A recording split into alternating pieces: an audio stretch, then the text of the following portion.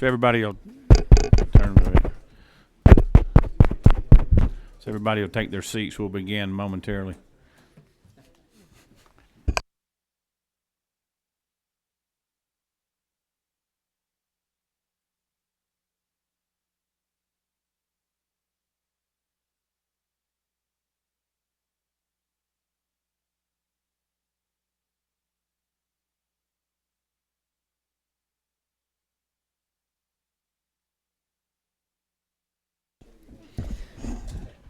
All right, we'll go ahead and get started. Call this meeting to order of the Joint Transportation Committee. First thing I'd like to do is to say a quick prayer. I know Jenna's back with us. I'd like for you to remember her father in your prayers. She's been down in Florida with him. He's had some significant health issues, and she does a wonderful job for this committee and other committees and legislative council. And so I'd ask all of us and the members of the committee to keep her and her family in our prayers as she tries to juggle both personal and work. So if you would bow with me. Our most gracious God, Lord, thank you for the opportunity to come to you one more time, Lord. Thank you for this committee, this House, this Senate, the work that we're set out to do, Lord. I pray, God, you'll, Lord, look down on Jenna, her family, her father, Lord, just bring the healing that they desire. Lord, bless all of those that are suffering, Lord, in our communities, Lord. Forgive us where you fail, and thank you most of all for that of my salvation. In Jesus' name, amen. All right, I'm going to turn it over to Chairman Beach to make some comments and introduce our first speaker. Well, thank you, Mr. Chairman. Is this Mike? Is this it? Oh, 21. Thank you, Mr. Chairman, and welcome. This is part of our 10-year plan, and Russell, we appreciate you being here. Commissioner, we appreciate you being here, and look forward to your presentation. I would say this, that the Commissioner was up at the White House recently, and he may not want me saying this, but Secretary Chao recognized him as the best DOT Commissioner in the country. So, and we're, and I would agree with the Secretary, and we appreciate all you do. And you know, I know the one project I probably get the most compliments is because it goes into my district is the North by Northwest corridor. It has been a game changer, getting people home to their families 20 to 30 minutes earlier. Even people in the general purpose lane say they're getting home a lot quicker. So, you know, that's been a real success, that 30 miles of reversible lanes. So we look forward to hearing what's coming next. So with that, I'll turn it over to the Commissioner.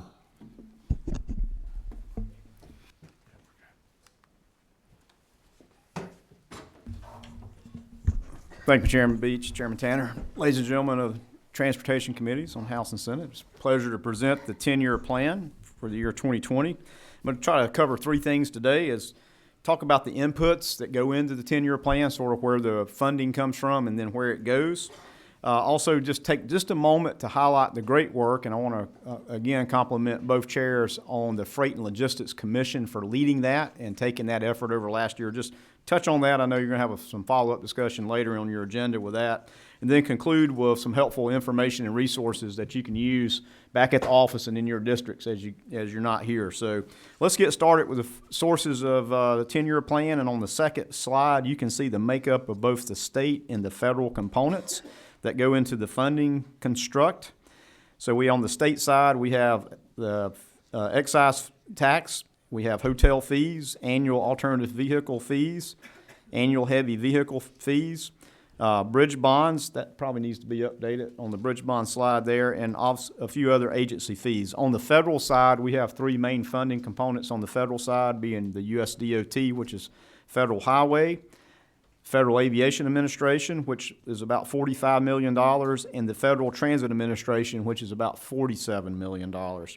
But all those are the inputs of what derive the funds that help us work on the 10-year plan. The next slide shows the actual, what's in the governor's budget recommendation for amended fiscal year 20, which is actually a little bit of a step down in excise tax from $1.25 billion down to about $1.911 billion, change of $14.1 million, and I'll get to reasons of that for a minute.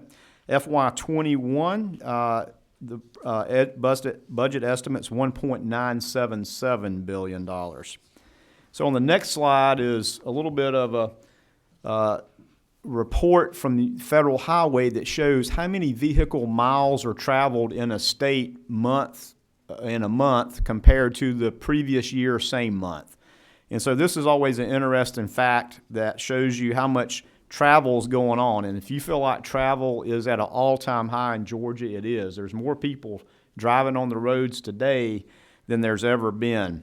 So in October, the South Atlantic region, the green side over there, grew by about 1.1%. So far in 2019, or looking at 2019 compared to 2018, traffic volume grew in Georgia at 1.9%. So the vehicle miles traveled grew tremendously. And to give you some notion of how many miles people travel in a month, down in the bottom right corner, you can see there was 285.1 billion miles traveled in October, just in 1 month. So it's sort of fascinating to see. Georgia ranks 4th in the vehicle miles traveled. The first is California, the second is Texas, the third is Florida, and then Georgia. So Georgia has a lot of vehicle miles traveled, and I think you feel it as you see that. The next slide goes into a little bit of an analysis of consumption, which is tracking a little differently than what you would think based on the vehicle miles traveled.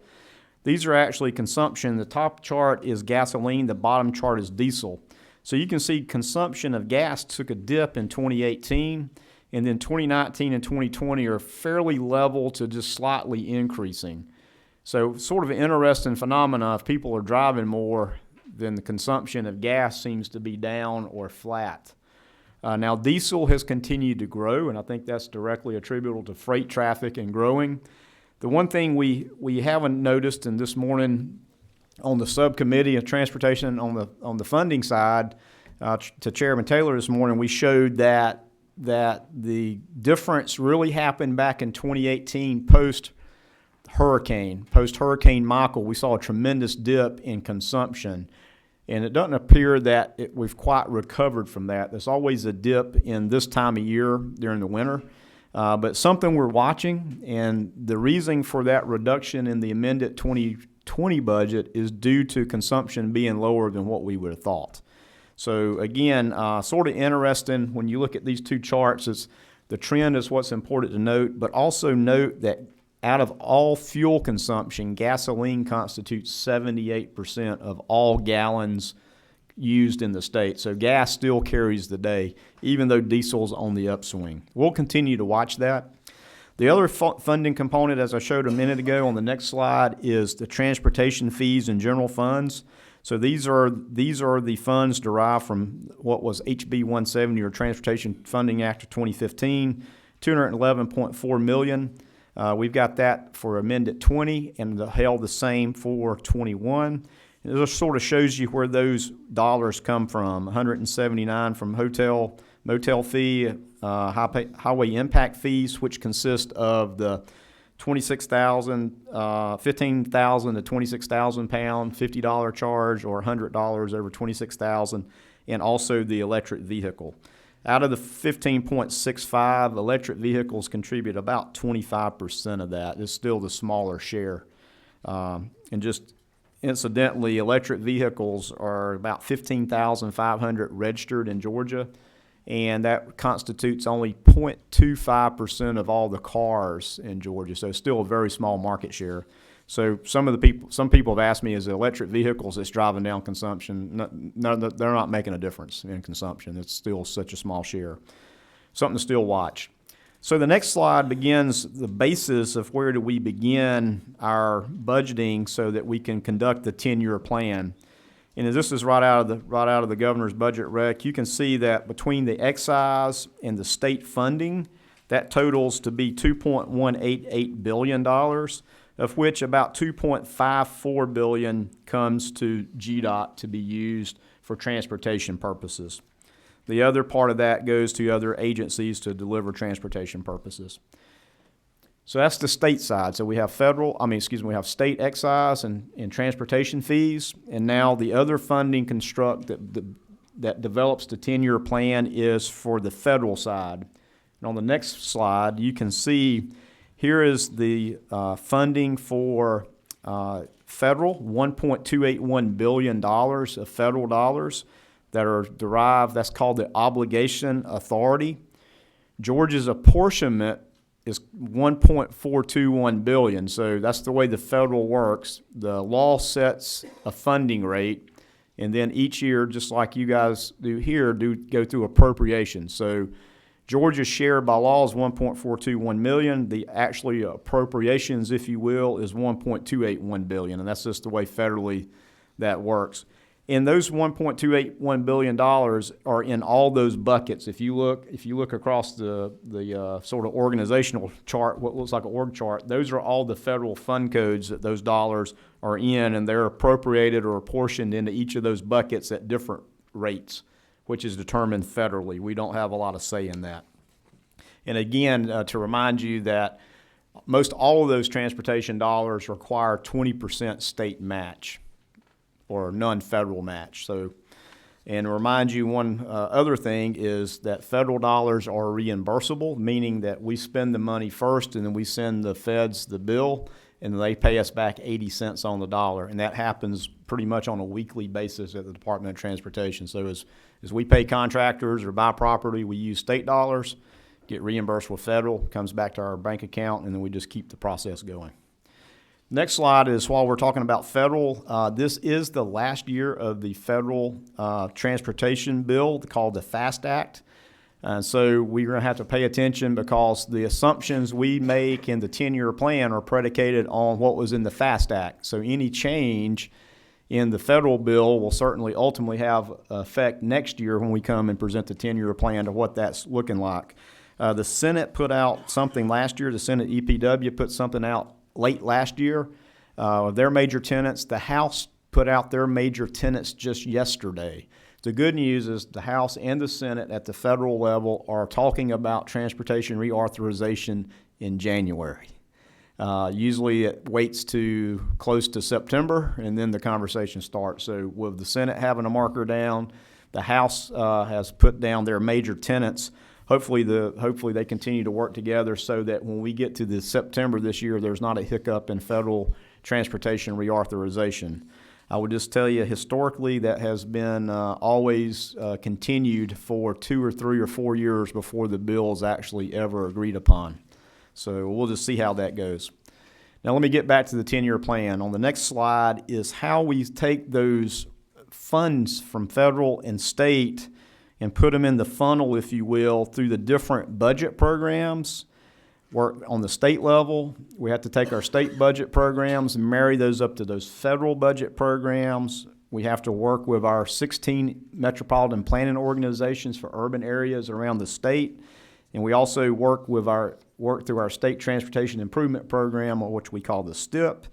And finally, the last thing we do is we work for equity for the congressional balancing requirement that we have in this state, such that each of the 14 congressional districts has at least an 80% distribution of funds over a 5-year period. So you have to sort of work your way through that funnel to ultimately get to projects that go into the 10-year plan. And on the next slide, again, here's all the plans that are integrated into the 10-year plan. The statewide strategic transportation plans called the SSTP, the statewide transportation improvement program I just talked about, MPOs.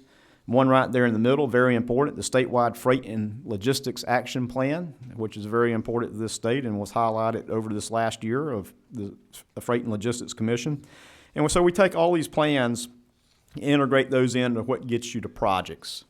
Now, once we get to projects, on the next slide, you can see what were the major components out of the code, out of 32.527, that has to be reported in the 10-year plan. And the main 5 categories are construction of new highway projects, maintenance of existing infrastructure, bridge repairs and replacement, safety enhancements, and administrative expenses. And also, the code section goes on to tell us further that that priorities shall be given for maintenance and expansion and improvement of highway infrastructure in areas of the state that are most impacted by traffic congestion, and also in the areas in the state need of highway infrastructure to aid in attracting economic development. So it's really a balance of how do we work on mobility and congestion, but also work on growing our economy and making the right investments throughout this state. So on the next slide are the major assumptions of the inputs that we take of how do we project into the future, really 9+ years or 8+ years. In the first, at the federal, we use exactly of what our obligation authority is, as I showed you earlier, but we grew it at 1%. So we took the federal amount and grew at 1% into the future, trying to be conservative. And the Senate bill actually has more funding. The U.S. Senate bill actually has more funding projected than what the FAST Act has in it. But again, they add a bunch of different buckets too, so we'll have to see what that really means. We currently add anything that we have a TIFIA loan for, that's a federal loan, of which we have anticipated, or GARVI, which are guaranteed annual revenue vehicles for bonds, and those are ones that we have already secured. Also, infra or build grants, of which we have received infra on the State Route 400 project, $184 million. We got a build grant for doing a bridge overpass interchange on 316 at State Route 11. So we take anything that we know to be a chicken that we can count, not a chicken we can't. So then we look at the state budget. We adjust it to our actual amended FY20 number. Past 21, we did a 2% growth factor to fiscal year 23, but after fiscal year 23, we only did a 1% growth factor, trying to be conservative on revenue or whatever funds may be. And we used the bonds that we have or the bonds that are proposed in this year for GO bonds. Now, the other thing to remember is this does not include the local maintenance improvement grant money or any intermodal program. So we take that off the top. On the next slide is just, again, I just want to highlight, we included the $50 million that's proposed this year or for fiscal year 21 for bridge bonds, and just highlight again how important these bridge bonds have been, because the bridge bond money goes to replace state-owned bridges, and then we free up the money we would have used there to work on local bridges. And so this has made a big difference. And on this slide, you can see we still have 1,551 bridges across this state that are in need of replacement. Even though we rank very well, matter of fact, we only have about 3% of our bridges that are determined to be in poor condition or deficient condition. So we rank very good, but 1,551 bridges, still a lot of bridges need to be worked on. And again, a lot of those are those rural bridges that have a direct impact to agribusiness. I mean, Representative Corbett and I talked about one just last week that was a direct impact to agribusiness that had 3 bridges on one road. That's a great example. All right, so let me get back now. On the next slide is the result of the 10-year plan of what the numbers look like. I know it may be hard to see, but we've got this information for you. And so let me just talk through it just a little bit. On the construction of new highways, which is, again, building 2 to 4 lanes or building passing lanes or widening a road, the range of investment ranges over the next 10 years, somewhere between 48 to 52% of all dollars are going to constructing new highways. And then the next category is maintenance of existing infrastructure, which includes capital maintenance, routine or preventative maintenance on state routes and interstates. Again, this is all state routes and interstates. So somewhere between 22 to 27% over the 10 years, but generally around 22, 23% is allocated to maintenance. For bridge repair and replacements, which is, again, replacing existing bridges, including local bridges, though. So we put the local bridges in our program that we may fund, but this does not include adding any new bridge. It's like if we build a new road and it has a bridge, it doesn't count in that category. It gets counted up in construct new highways. So that ranges somewhere right around 8 to 11%. Generally stays around 10% to 11% of the funding on average. And in safety, this safety category includes intersections like roundabouts or ITS, the cameras, the signs. Also, our heroes and champs are included in that. But I would just say, don't read too much in it. It looks like we're only putting about 7 or 8% of our money into safety. Every project we do has a safety benefit. So all the categories have a safety benefit, but these are the ones that are just safety focused in general. And lastly is admin, which is basically multiple things of admin, everything it takes to get a project ready, which is out of our construction administration budget, as well as planning, as well as general administration as well. So that captures several different categories. Don't think about that as just overall admin of administering the department's resources. It's actually what it takes to get the projects ready. So it averages right about 8%, which is actually a very good number. So what does that look like graphically? On the next slide, you can see what I call the shotgun map. This is the 18-month forecast of projects that represent about $2.74 billion of projects over the next 18 months. When you combine fiscal year 20 and fiscal year 21 together, it totals about $3.26 billion of construction value over those two fiscal years. And then, again, to give you some perspective of the amount of work it takes to get projects ready to be built, is in fiscal year 19, we did 1,451 contracts for professional services. That's design contracts, geotechnical, right-of-way, everything it takes to get projects delivered at $489 million. And that's on top of what GDOT does in-house. So I just think if you look at 2 years of construction at $3.26 billion, $489 million last year in professional services to help us deliver, you can see the impact it has out there in the economy. On the next page is just, again, there's a lot of things going on, a lot of plans go into developing projects, and we've got several things going on, and we have a rail plan update that's underway. We have a transit plan update that's underway. And we'll continue to provide you updates as those plans get developed and share with you. On the next page is you have at your seat or table, I believe you have a thumb drive. It has all the DOT bank account numbers on it. No, I'm just kidding. And secrets and all that. Actually, everything that goes into the 10-year plan, all the MPO tips, the STIP, these planning documents, they're all on that thumb drive. There's a lot of things on there. So if you have any questions, plug that in there. And there's plenty more than you can read or more than you want to read on there. But at least you've got it at your fingertips. And then on the next slide, always feel like you can go to www.garoads.org, and you can filter by your district. So you can sort and filter and look at projects on the map by your district. So it's a great tool. And if that doesn't work, between the thumb drive and the website, then you know where to find Josh Waller. And Josh's phone number is 404. He'll find him or find your district engineer or call me. We can help you with project information or things that's going on. We certainly want to be available and attainable to you so that you can get the information you need quickly.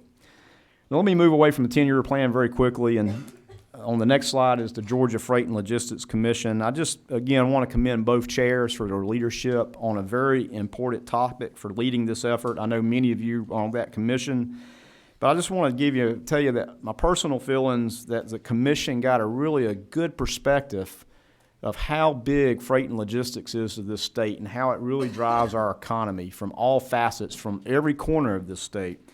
And I just really feel like it highlighted how vital good infrastructure is to moving freight and growing Georgia. And as we talk about freight, of course, agribusiness is still our number one economy, and it's a big commodity that has to move, and it generally moves on truck. And again, just I think how important that was. So thank you both for your leadership on the Freight and Logistics Commission.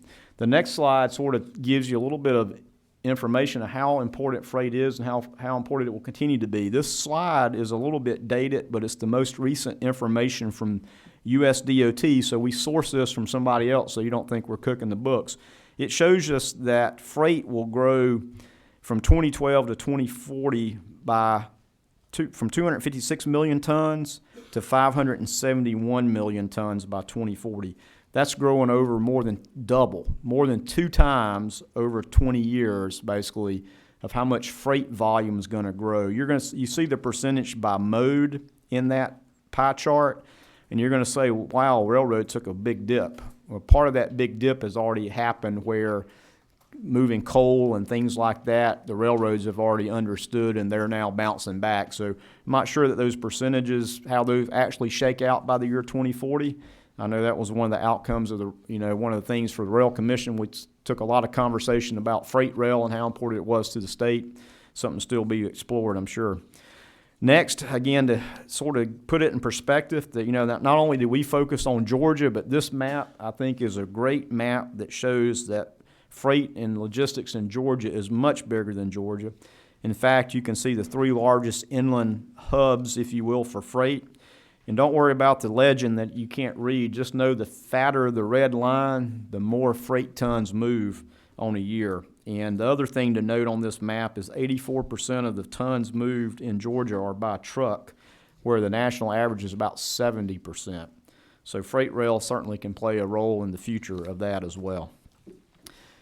Now let me move into a little bit more information for you, again, to talk about the role of transportation investment and infrastructure investment.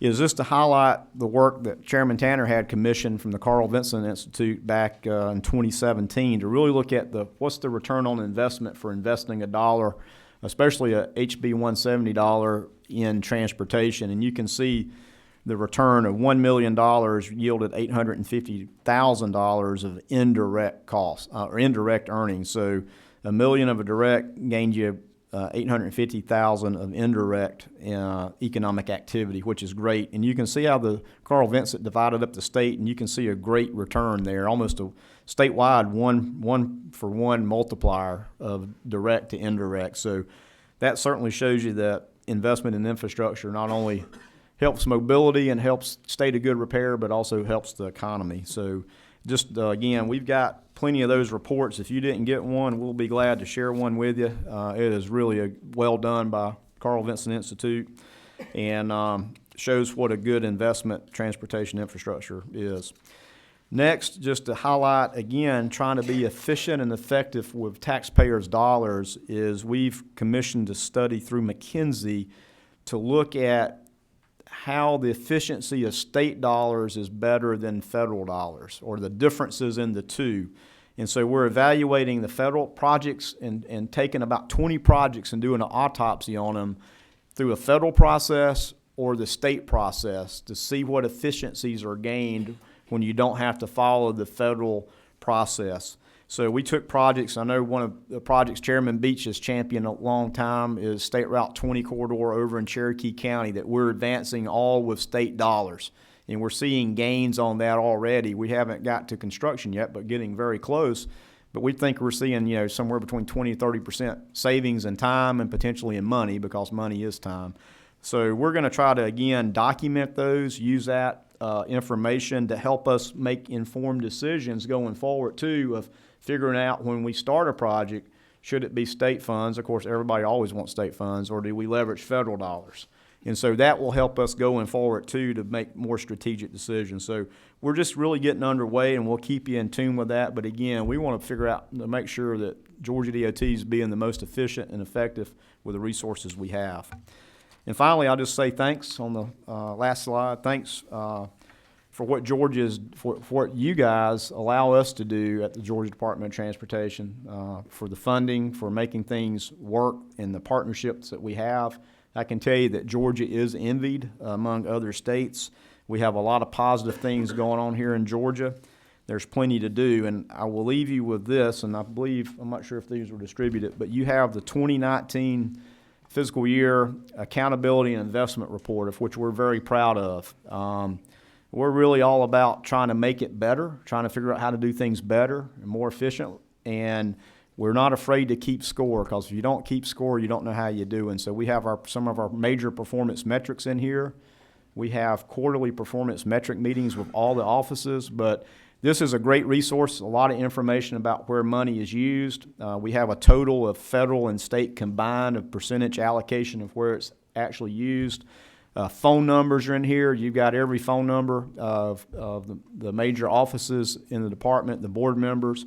This is a great resource, so hopefully you take it and look at it and use it, but always feel free to contact us.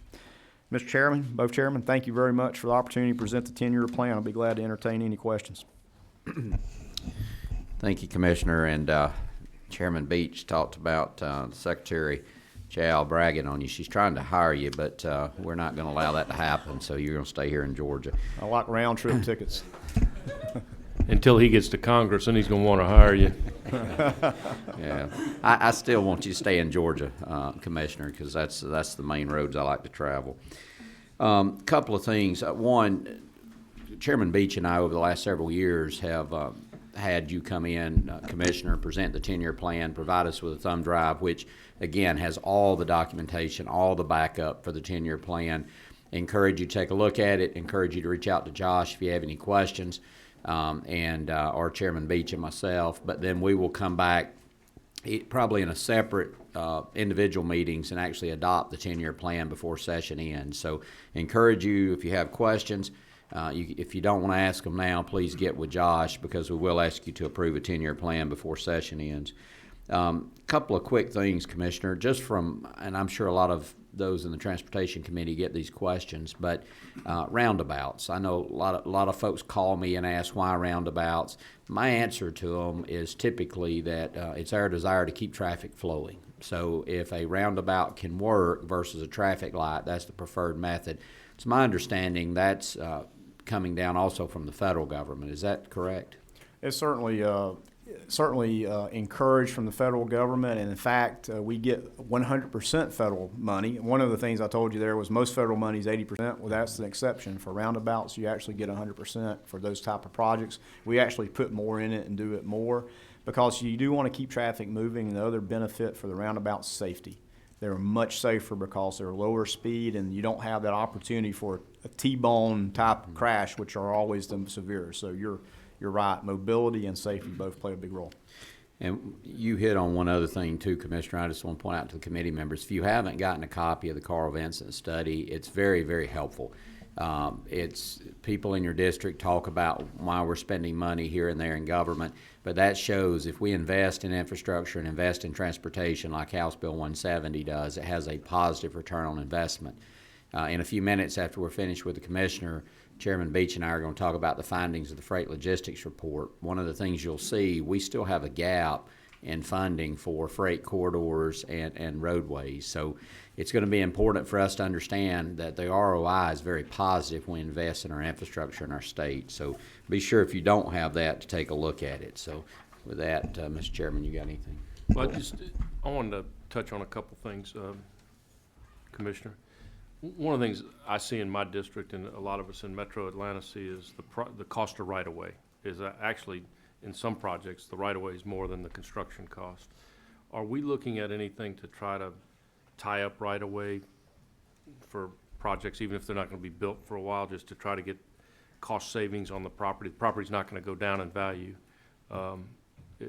Can you address right-of-way acquisition? Yeah, you're absolutely right. In most urban environments, especially here in Metro Atlanta, right-of-way is generally and always more than the construction value, just the rise in property costs. So certainly on some of our major mobility investment program projects around 285 and up 400, we are doing pre-acquisition or early acquisition ahead of what traditionally is allowed, and we have federal approval to do that because we're trying to get ahead of that development as things are developing quickly.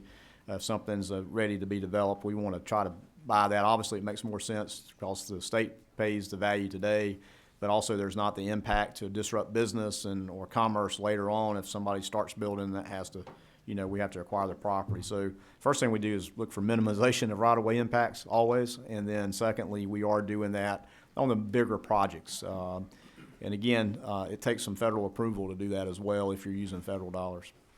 And then the second thing is, I want to applaud you for what you had the other day on technology over at the Freight Depot. And can you just tell us a little bit about how you feel technology is going to play out? And I know it changes weekly and monthly, but I know technology is going to play a part down the road. I know up in Alpharetta, they opened up that IATL, which is connected vehicles and so on. So could you talk to us a little bit about what your thoughts are on technology in the future? Absolutely. As we enter this decade, it's my personal feeling that these next 10 years will probably be the most transformative we've seen since probably the event of the automobile, when we were dealing with horses and mules and wagons and cars all at the same time. I think over the next 10 years, you're going to see technology play a significant role. One of the things that was announced there at the technology showcase was that working with Atlanta Regional Commission, working with many municipalities around Metro Atlanta, we will, over the next 2 or 3 years, deploy 1,000 technology and 1,000 traffic signals that will communicate to your vehicle, that will tell you in your car when the traffic signal is going to change to yellow and to red, and how much time that is, or what the speed is that you need to drive to safely traverse through the intersection. And over the next 10 years of vehicles too, when you get in that situation when the light turns yellow and you're not sure if you're going to make it, so what do? You all slow down. I'm just kidding, everybody speeds up, right? So the car will know that it won't make it in auto brake. That technology will be here. And we're deploying, and Georgia is going to be an early adopter.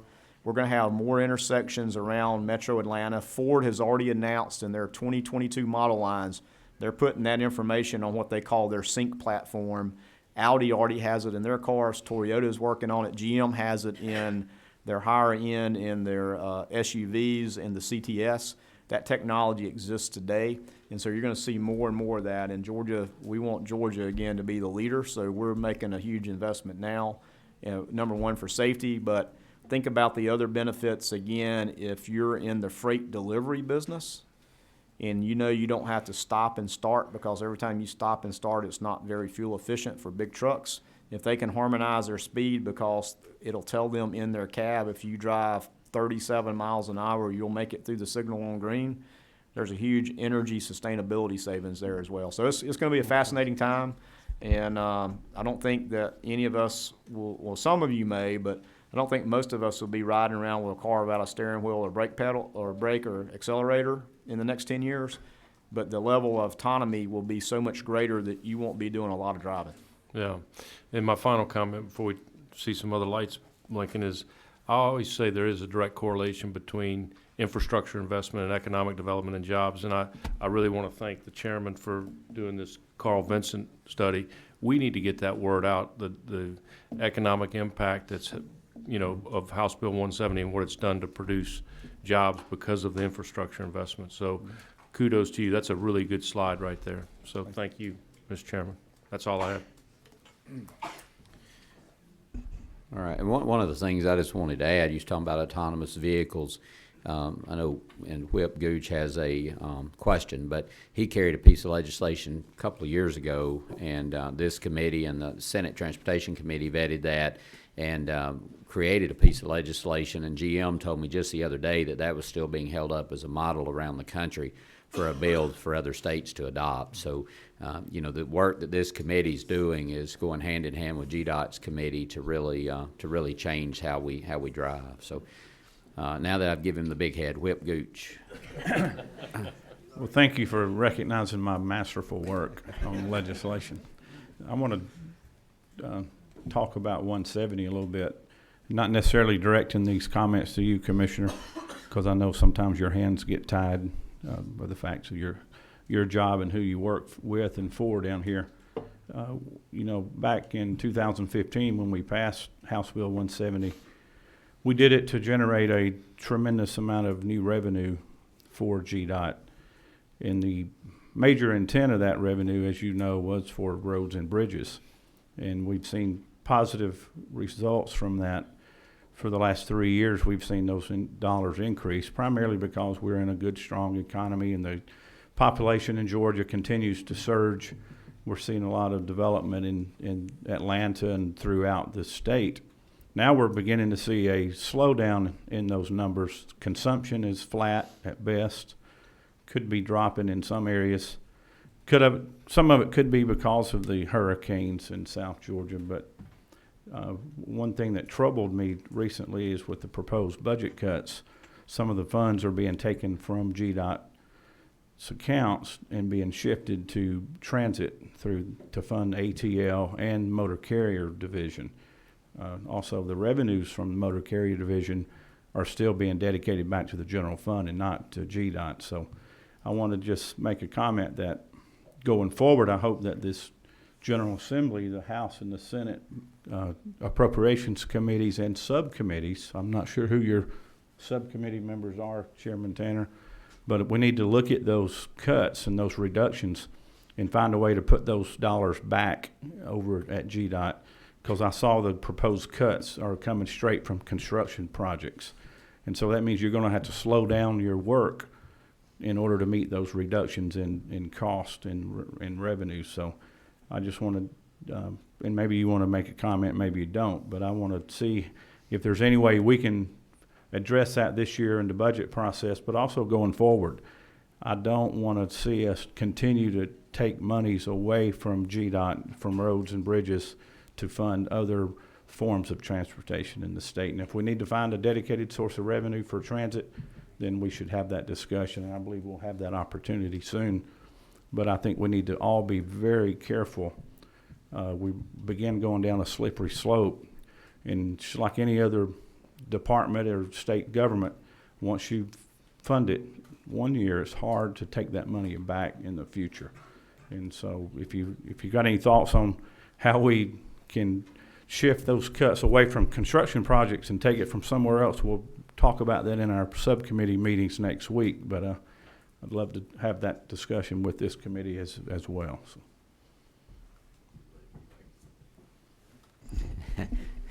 I guess that's no comment at this time, Mr. Whip. Was there, I didn't understand it to be a question. I'm sorry.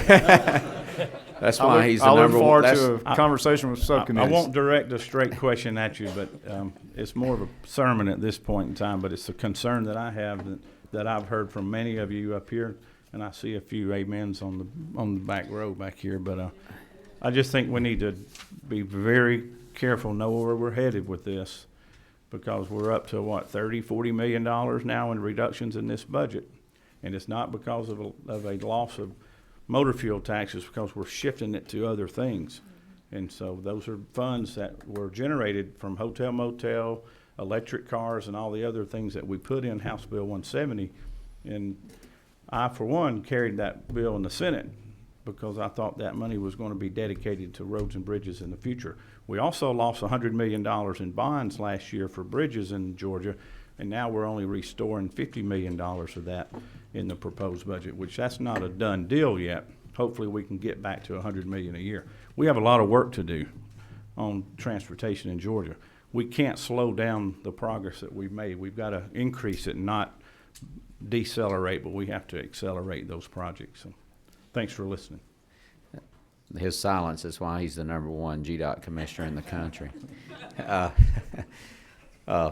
Senator Jones. Chairman, thank you. And as you can tell, Senator Gooch is the brain trust of the Senate. We just wait on to get direction from him, and he does do a good job. He is good on transportation. I just want to take a moment and Commissioner, and thank you for the job you're doing. I've had the opportunity to go to D.C. on many occasions, and several times. Commissioner Russell has been there, and McMurray has been there, and it is evident that he has there's a lot of confidence with the U.S. DOT and the work that you do and your and your agency. So I want to thank you for that, and I also want to thank you for remembering projects outside of the metro area, which is where I reside, and because there's a lot of good projects going on in Middle Georgia as well as other places around the state. So I appreciate not forgetting. I know there's plenty of needs in the metro area, but we have plenty of needs outside as well. So thank you for the work you're doing. So, and Josh, you too, man. You do a good job as well. So Good team. Most of the time. That's pretty nice, Josh. Instead of just your phone number being given out, you got a shout out. So, Senator Ginn, is that you? Senator Ginn. Thank you, Mr. Chairman. So, Russell, one of the things that for me, I think you got about $11 billion in the interstate improvements for the major mobility program. I guess for me, I like to see private money go into them, but I hate the tolls and the hot lanes and the things there. Is there one of those ways to the best toll everybody pays is at that gas pump? Your figures are showing you're selling 5 billion gallons of gas. Or 5 trillion gallons of gas. Excuse me. Said how do you attract private money without putting in the tolls? The only way to do it is to be able to pay them back. And so it takes revenue to pay them back. And that's the way express lanes work, is trying to not, again, you can't necessarily build your way out of congestion in the metropolitan Atlanta area, in the major metro. So you try to manage it, and that dynamically priced express lane, where our partners over at this toll authority that manage, that's the way you manage congestion one way. The other part of that is the tolls generate revenue, which helps tremendously to pay back the developer over some term. So the only other way to be able to attract private dollars to finance projects, and that's what you're talking about, is financing projects over a term, usually 30 plus years, is you have to have the resources over those 30 plus years to be able to pay that developer back for them financing the project. So it's just, I always tell everybody, it's just like a mortgage. You know, you got to be able to pay your mortgage payment. And so the way to look at it is the toll revenue is the side job that you have that helps pay your mortgage, because it pays a high percentage of the capital cost over some term. So the only other way to do that is to have more revenue, that you don't have to either finance the project, or you have the ability over the term to pay that back.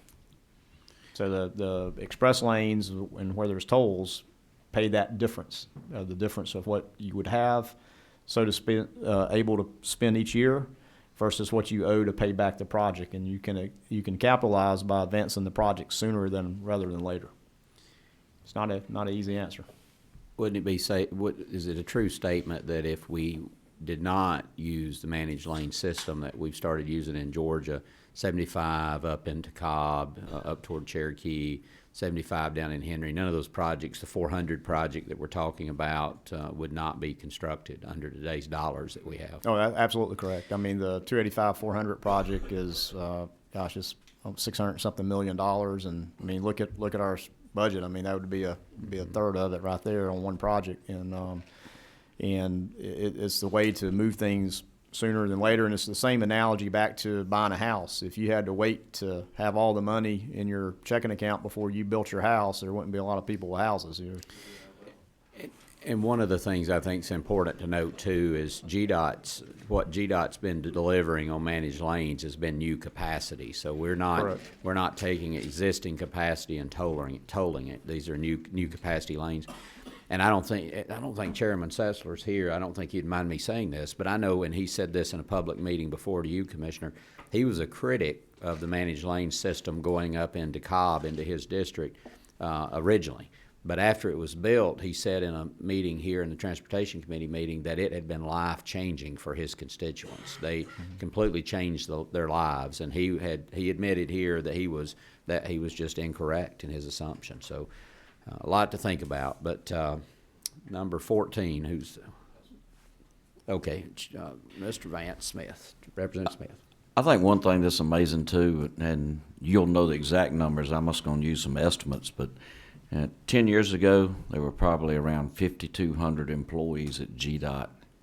And I know you give a report. Y'all have a committee day on Wednesday and board day on Thursday once a month.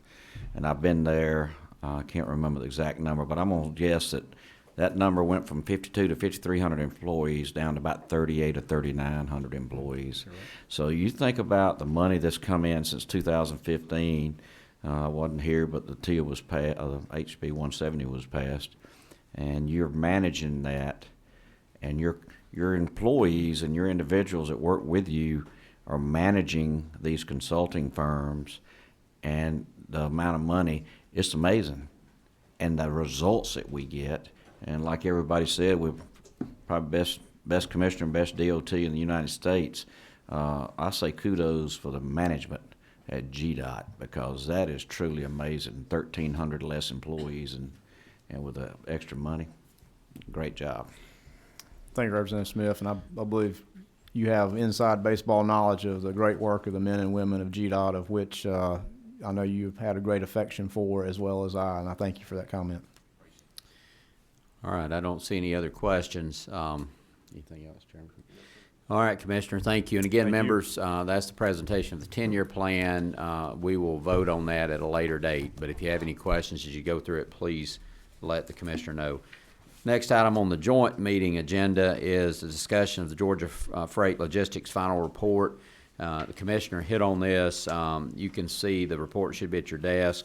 We had myself and Chairman Beach co-chaired that. We had Representative Calvin Smyrie and Representative Dale Rutledge, representatives from the House, and then Chairman or Whip Steve Gooch and Senator Burt Jones from the Senate. Appreciate them, and some private sector members serve on this commission over the last year.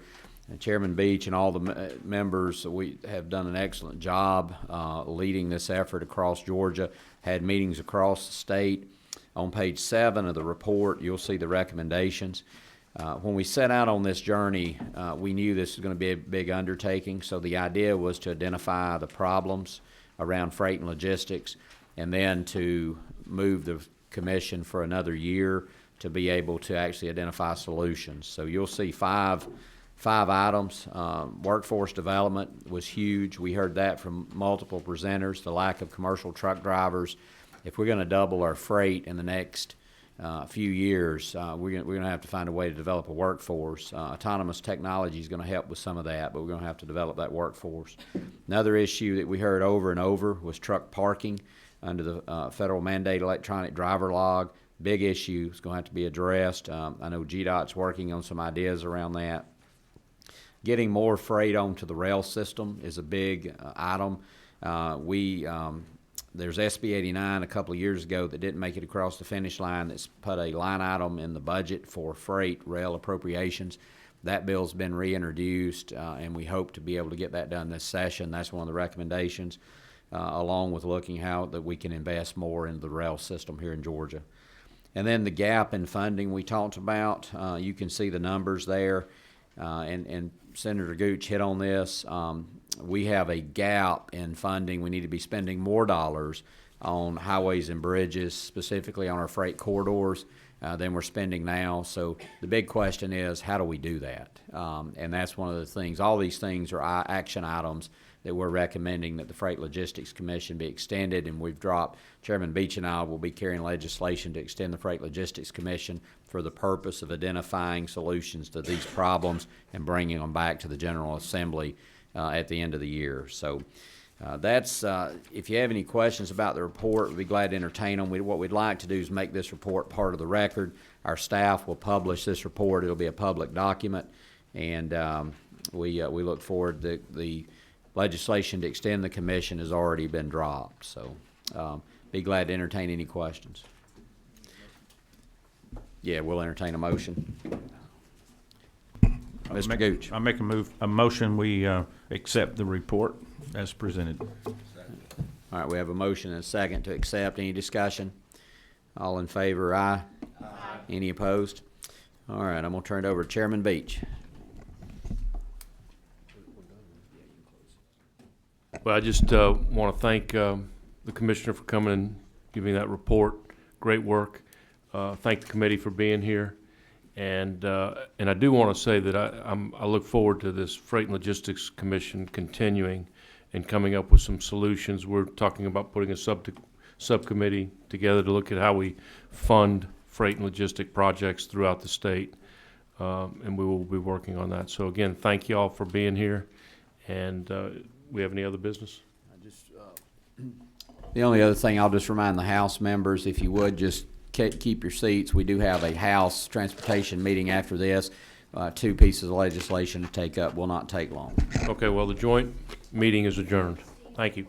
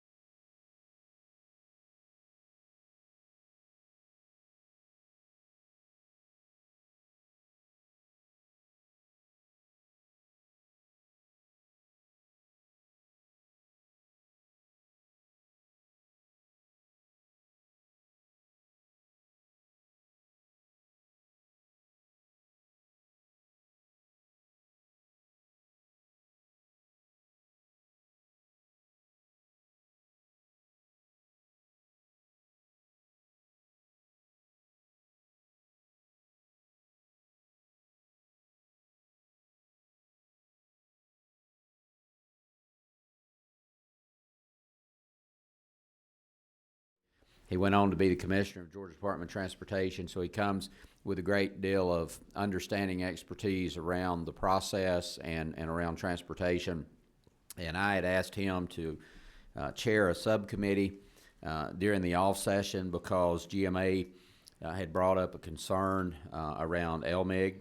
So I asked Chairman Smith and other members, and you can see the report is in your folder that was on that subcommittee. They did a good job, and I've asked Chairman Smith if he would to present the LMIG subcommittee report, and then if there's questions or concerns about it, we can take that up, and if not, we'll adopt that into the report. So, Chairman Smith. Thank you, Mr. Chairman. Appreciate that. If you got your report with you, I'm not going to read it to you, y'all, but take a look at it. But I want to start out and just thank the members of the committee. You see their names there on the first page.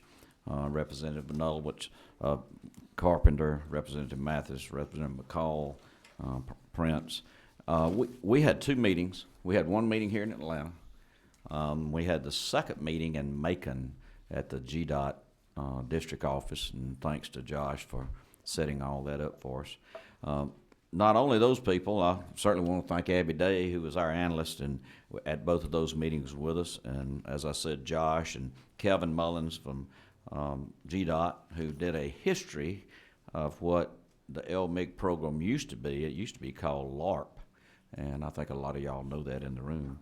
But also I want to thank Kathleen from ACCG and Tom from GMA for being there, because they brought people, citizens, elected officials from the county and from the city to come and testify just how important this program is to them. And it was great testimony, y'all. We had a lot of great discussion. You know, I have to say, Mr. Chairman, this is one meeting I went to, and everybody was kind of happy, I think. You know, we weren't fighting. It was good. So it's great to chair one of those type committees. But if you'll look through this form, this report, you'll see, like I say, the name change. It used to be LARP, now it's LMIG. You'll see over the last, since 2015, the amount of money that goes to the LMIG, which is at the 10% level right now. Since 2015, it's increased 65%, the amount of money that goes to cities and counties. Y'all, that is tremendous. And the people that know about the program, but those that don't, that money can be used in those communities for transportation type items, and what a big boost to a lot of communities there. And you'll read through there, you'll see there's some suggestions, okay, that maybe they would like to tweak in certain areas. GMA would like to see an increase, maybe ACC&G would like to see an increase, but for the time being, we didn't come back with any recommendations, Mr. Chairman. We listened, we do, and I think we're all in agreement. This is probably the first time we've even had a study committee on the LMIG program, and I think the general consensus was, let's do this more often. Now, I'm not saying we do it every year, but maybe every other year we sit down and we look at that and see how that's being effective. So other than that, I just want to say thanks to all the people that were involved. Great meetings and great testimony, and any questions, I'll be glad to answer those, Mr. Chairman. Let me ask you one. The formula is developed through the Director of Planning, is that correct? Yes, sir. Okay.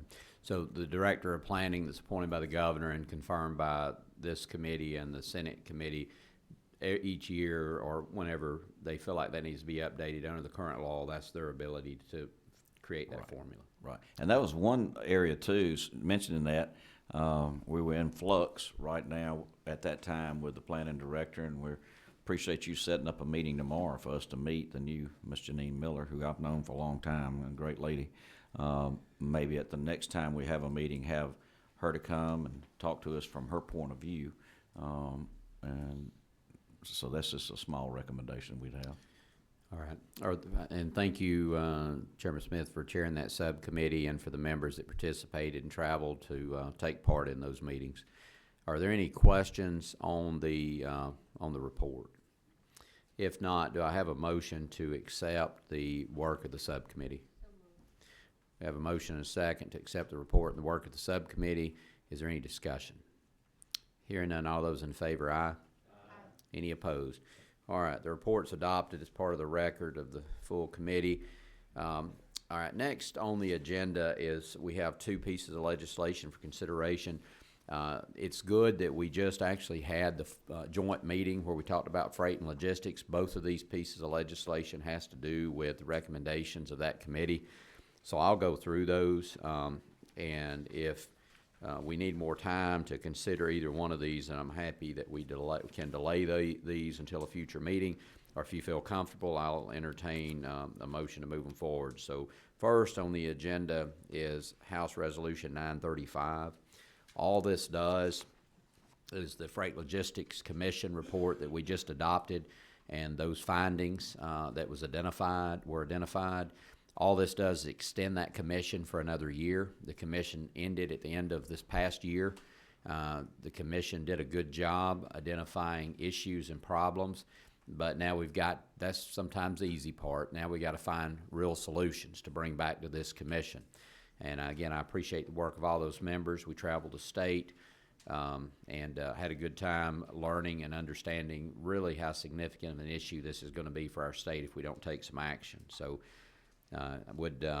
so that's all this resolution does. It extends it, leaves the membership the same unless the speaker who appoints the members wants to change a member, but it would be the same. This is a joint commission, so if this passes, it'd go on the House floor, it would go over to the Senate, and they would have to take action on it, and then the commission would be extended. So we'll be glad to answer any questions that anybody has about this purpose. So number 13. At the proper time, I'd like to make a motion. All right, is there any questions? If not, I'll entertain the motion. I make a motion do pass on House Resolution 935. All right, do we have a second? All right, we have a motion and a second, and then, all right, yes, sir. Number 11, is it? That's me. Okay. Oh, I just was curious, Mr. Chairman, as you get the motion, would you mind repeating everything you said before I got here? I just said that Representative Al Williams was a wonderful human being, and I looked forward to him being here to vote positive in this on this action. Any other questions or comments? All right. If not, all those in favor, aye. Any opposed? All right. So that will be a due pass to move forward to rules. The next item, again, is a product of this committee and the Senate committee's work on freight and logistics. We have reviewed this piece of legislation a year or two ago. It was known as SB 89 at the time.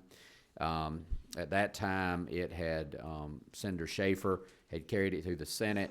It passed the Senate, came over to the House, passed this committee, got tied up in rules in the House, did not pass. We didn't have any issues with it. It just was one of those pieces of legislation that didn't make it across the finish line. We looked at this in the Freight and Logistics Commission. What this does is it places a budget placeholder in the budget for rail so that we recognize we want to be able to track and understand what is our investment in the rail network in the state. We know that roughly 27% of freight is moved on rail. If we're going to see the kind of number increases that we're seeing on our roadways, anything we can do to help move freight over to the rail network is going to help our road infrastructure. There's 3 sub-programs to this. Rail Enhancement Fund, that would focus on large rail improvement capital projects to enhance safety and support economic development. There's a program like this currently in North Carolina. Rail Preservation Fund would focus on small rail maintenance projects that could help continuation and to preserve the short line railroads and to provide access to both urban and rural communities. This would help with highway congestion around the railroads and around crossings. And the Rail Industrial Access Fund, that would focus on construction of rail infrastructure that connects industry to existing rail lines in urban and rural areas around the state. The idea here, again, is to promote and mitigate traffic and to improve safety. This does not require that the state appropriate any funds. This all is subject to appropriations. So Chairman Taylor and the subcommittee and the governor and others, if money is appropriated for rail, then this is the process it would go through. So there's not any dedicated funding associated with this. But we feel it's important to identify rail as a priority in our state with what we're seeing through the Freight and Logistics Commission and in an attempt to try to identify funding for that in the future. Freight and Logistics Commission, one of the recommendations as we move into this next year is to identify how can we add additional dollars to the rail infrastructure. So I've got a question, I believe. Chairman Taylor. Thank you, Mr. Chairman. I do recognize we need to enhance our rail traffic. We've got to do it. I want to make sure, is this going to be to work with private rails, or are these for lines that the state owns? How is this going to work? Well, currently, under the gratuity clause, we have limitations on how we can appropriate state dollars to private enterprise. One of the things that I know that the Freight Logistics Commission is going to take a look at is how is the best way to carry that out moving forward and bring some recommendations back. Other states have handled that in different ways.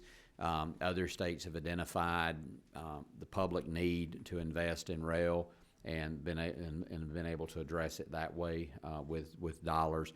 But that would be yet to be determined. And again, this in no way determines what that appropriation looks like or how that's going to function. It just sets up the mechanism to have that conversation. It does allow it to happen. If the right deal is there, there would be a way to use it as long as it stays within the guidelines that we already have as a state. That's correct. It would give GDOT the ability to request appropriation of dollars through the Appropriations Committee and the governor in his recommended budget. Okay, and this is just freight. It does not include an Amtrak. Correct. This is freight rail only. All right, thank you. Yes. I know. Do we have a representative from? Yes. If you would just. I don't know if anyone has any specific questions, but I'm going to ask Mr. Middleton if he would to come up and stand at the podium, and he's going to give us some information. And then if there's any specific questions, he represents the rail industry and the association, and I know that he's the expert in this area. So go ahead. Yes, sir, Mr. Chairman. Thank you. I actually can improve on the presentation that you did. I will point out a couple of things, though, based upon some of the comments that were made earlier. One, there are no HB 170 monies would be contemplated to be used in this, as this would be monies that would come from the general fund or other sources that is a result of the work that you'll do over the course of the next year. And as you described so well, the purpose of this is to have a landing spot for appropriations. And because this bill was worked on, we started it 3 years ago, and then it got held up in the 18 session. A lot of work went into the perfection of the language. We worked very closely with Josh and others on the commissioner's team, Carol Comer, and other interested parties. And so the bill was in good shape at the end of the session. And we're really grateful that the Freight and Logistics Commission picked it up where it left off, and you saw the value in it. I think it does have value for the state and provide some opportunities for investment that we might not be able to do otherwise. And Commissioner, I want to make this statement. You can correct me if I'm wrong. We've had a conversation, and you're supportive of this particular legislation, so GDOT has no opposition to it. Any questions? All right, thank you very much. All right, so that's the legislation. Again, I will entertain the will of the committee. If it's something you feel like we need to spend more time on and look at over a week or so, we'll be glad to do that. If not, we'll be glad to entertain a motion to move it forward. All right, motion do pass. Do we have a second? Second. Motion and a second do pass. Is there any questions or comments? If not, all those in favor, aye. Aye. Any opposed? All right, ayes have it, so that bill will move forward to rules. All right, that's all the items on the agenda. I will say again, thank you for your patience today. Thank you, Commissioner and Josh, for your good presentation. If we will stand adjourned.